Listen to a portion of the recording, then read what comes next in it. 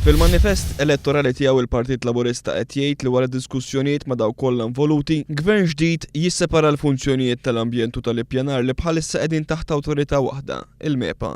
Dan bilan li tissaħħaħ l-awtonomija rispettiva taż-żewġ oqsma importanti, ikun eliminat il-konflitt u l-burokrazija filwaqt li tingħata importanza akbar lill-aspett strateġiku u l-viżjoni fit-tul. One News tkellem dwar din il-proposta mal-eks Ministru Nazzjonalista Michael Falzon.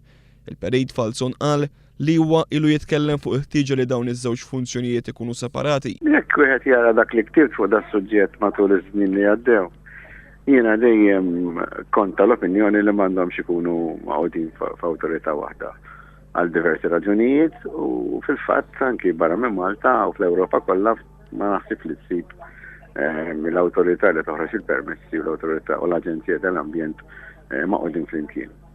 Dik l-opinjoni personali tiegħi jiġifieri mhux għax ħareġ il-programm elettorali tal-Partit Laburista, hija opinjoni personali tiegħi li nisħaq fuqha ma nafx naħseb 10 snin jekk mhux kemm ilha li saret insomma l-għaqda tal-MEPA. Il-Perit Michael Falzon bħala Ministru fil-Gabinett ta' Edifen Akadami kien responsabbli mit-twaqqif tal-MEPA fil-bidu ta' snin 90.